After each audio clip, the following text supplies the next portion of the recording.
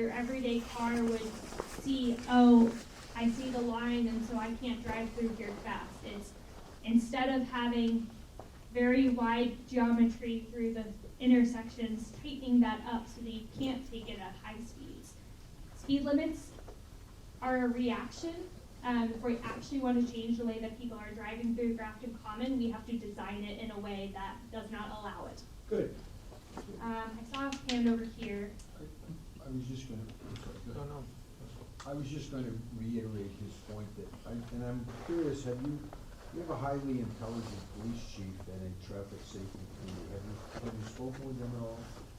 Because I know that I was a former police officer and I recognize your thoughts on speed limit, but I call it the theory-reality disconnect, and unless there's enforcement, and I would highly suggest you talk to our police chief. He's a highly knowledgeable and a really good guy. Fiona, is the police chief part of our steering? Oh, they're here today. I know they're here. I was hoping to be here. And Dave's setting the bar kind of high about the intellect level. So I can tell you this, you know, in theory, right, to have a police officer there 24/7 to stop cars, like, is wonderful in theory, right? Do you want to get stopped for 31 and a 30 and issued a citation? I don't think anybody wants that. So I think the idea of making it so it's not so easy to do 30 is a better plan than the actual enforcement part of it. So the enforcement is one thing, but we just can't be there 24/7. We could post an officer there, and the minute the officer drives away, the speeds go. And I can tell you also that with an officer there, because I've done it a lot myself, they'll do 37 miles an hour with their phone.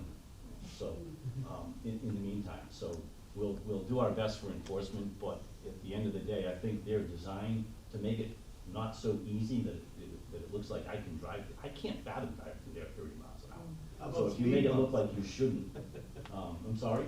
Speed bumps are a good deterrent. That's up on the highway, and probably somebody else. This hand, and then we'll bump over here. Okay. You know, we did some redesign of that common, or at least that side of the common a few years ago, right? We narrowed the pavement, we added some green space, we put in some curving, redid the crosswalks, and I think it's helped a little bit, but there's still a lot. I'm up at the common all the time. There's a lot of near misses, there's a lot of pedestrians, there's a lot of accidents. The other side of the common, we didn't really do a lot with. The south side, you know, where the Congregational Church is, that side, right, what is that, the west side? And then, and even at the end, where Milby Street and Oak Street come up, we have a lot of pavement there, a lot of wasted pavement. We need to make, in my mind, you're gonna offer some design suggestions with this evaluation, because I think we really need to make, from the top of Church to the top of Milby and Oak, make that a straight road. There's that road in front of the Congregational Church, maybe move that out a little bit and put a straight road, so you have two T intersections, and that loop around the common, you make green space, you make some parking. You know, it's so much pavement there that is underutilized. Now, that's not gonna help you with the traffic, because 75% of it is on the other side of it, but those, you highlighted those two little, you know, curved areas, which the one at the top of Milbury is really wide enough for one car, and it's two-way traffic, and nobody realizes that, and they're looking to see who's coming, and they're in the middle of that roadway. I see it all the time, and it's the same on South Street. The same thing happens there. So to me, those need to be eliminated. When there was a lot less traffic, they were maybe, you know, they worked, but really need to look at that side of the common, because there's a lot of green space and parking that could be picked up, and a lot less just open drivable pavement. So I'm curious to see what you're gonna come up with some design suggestions. And the other thing I'll bring up is, you didn't talk about the boulevard, the road behind One Grafton Common. That was two-way forever. When we did all the restoration on One Grafton Common, we made it one-way for construction because we needed that space. When that was finished, we did not make that two-way again. And there's a lot of people coming up Worcester Street that want to go down North Street. And they used to be able to take the left on the boulevard and then take a left on North to alleviate all of that traffic coming up into the center and having to take a left in front of One Grafton Common. And what happens is they come up there and then they have to wait to take that left, right? Because there's cars coming from the south, coming around, and they're having to wait to take that left.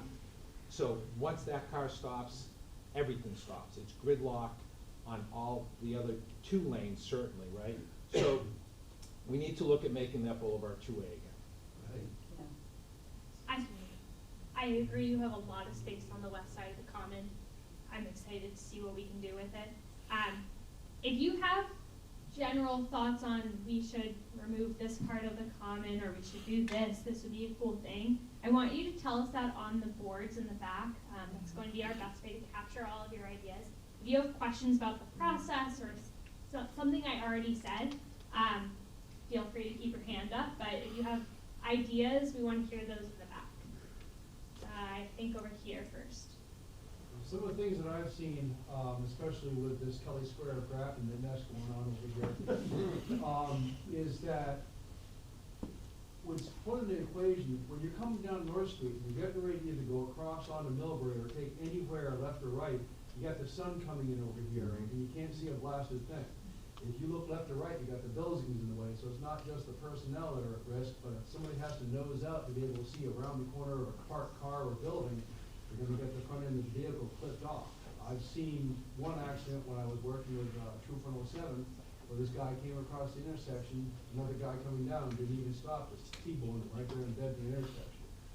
One of the things you might want to consider about traffic control, and I'm not sure if the Chief Menard would be big on this, is over, I think they have it in this country, but over in Europe, they got cameras. They put up a traffic light, you run that light, you're gonna get a nice chunky ticket in about another week. Not in Massachusetts, unfortunately.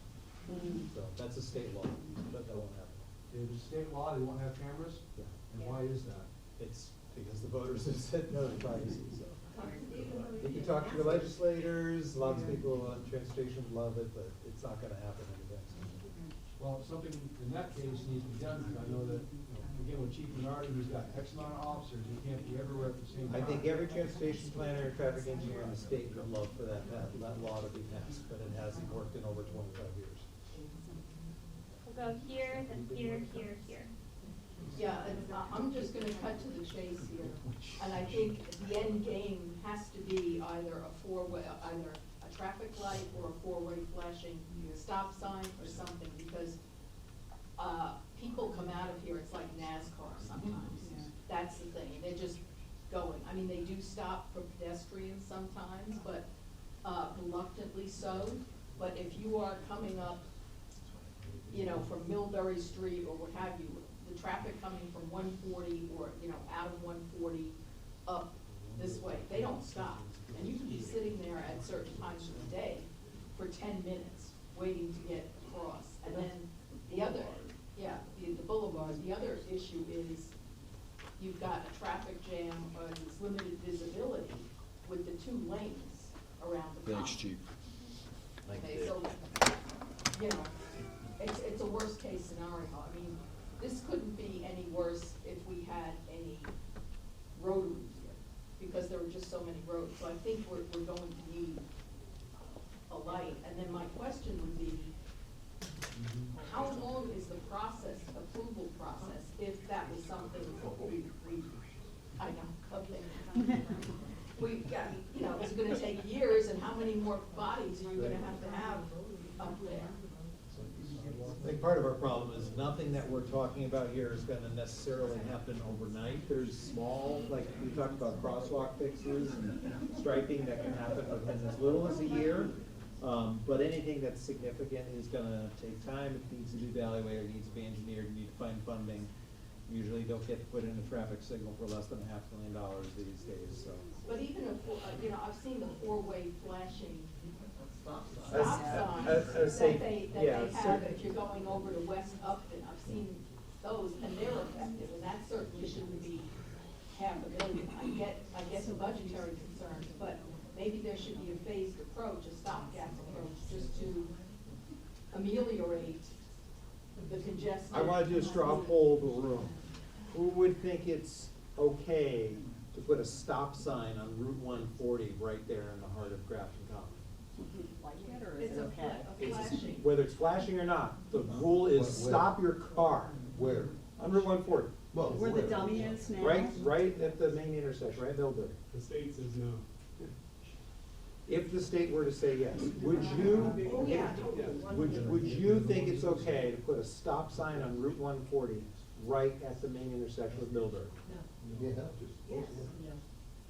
Yeah, I mean, you have to slow people down. Nobody is, you know. It would need to be 2 stop signs, though. A four-way stop is basically what I'm saying. Yes. You stop Millbury, you stop Worcester Street, but with just stop signs. No, it would back up even further. Would drive traffic You to side confuse the streets. issue even more. People don't know how to do a four-way stop.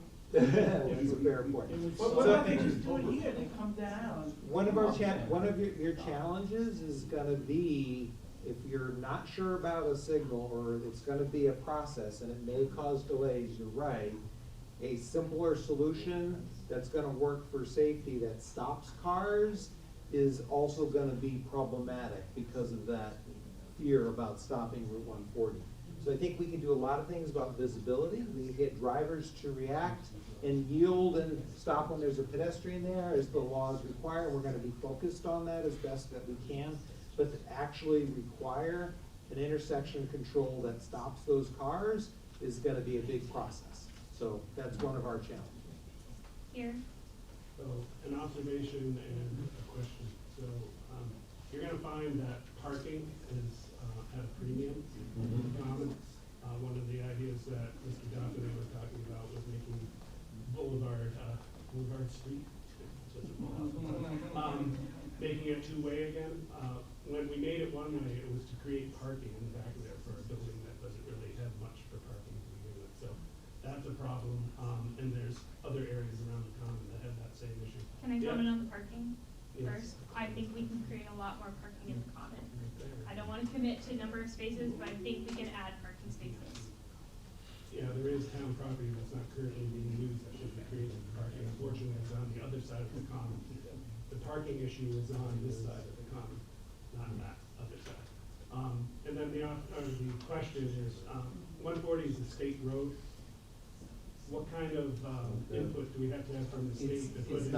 It's not. It's only a state signed route. So you ultimately have the decision-making control over Route 140 within the bounds of the funding that you request to make improvements, which to the extent that that involves the state, then you have to kind of go through MassDOT. Including traffic lights, if that was actually one. Thank you. Here, Yeah, I'm not inclined to put all of my thoughts on a bunch of sticky notes tonight. Do you have an email or some sort of website where we could look at those very exhibits online and then put whatever amount of thoughts we have and email them to you or something like that? both.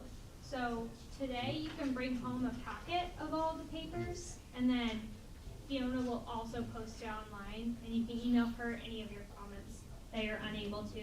If you prefer to be a pen and paper type of person, you can take the packet, write it down, bring it back to her, and she will make sure that it gets to us. All right, thank you. Here, Yes, there's actually one little thing, a bigger thing.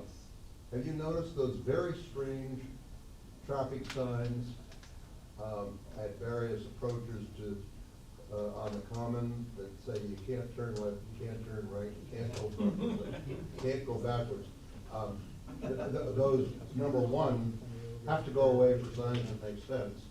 And number two, you have to consider the reason they're there is because big trucks have a lot of trouble. And you know, the roadway's already difficult. I think that needs, but my main thing is, I'm the one person in the world who has, advocates for this. I've watched the traffic flow there for a little over 50 years. And I've been stuck in the traffic all that time. And as an engineer, I think about it, it's not a question of a rotary. Roundabout. Do it as a roundabout, and you get rid of all these conflicts. It's not trivial, you know, like, tricky to make it all work. But you look at the way the flow works, and you get rid of the traffic crossing itself and needing a light. I really don't wanna see a light in our common at all possible, because it's, you know, our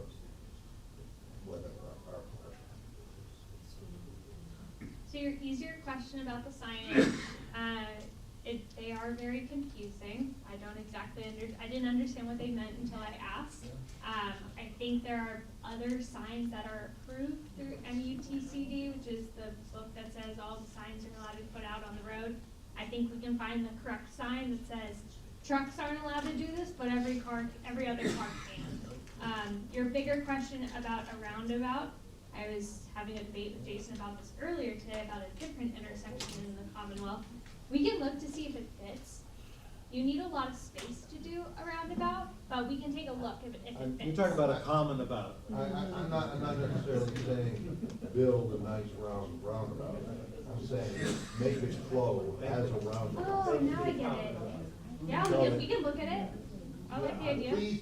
Please do.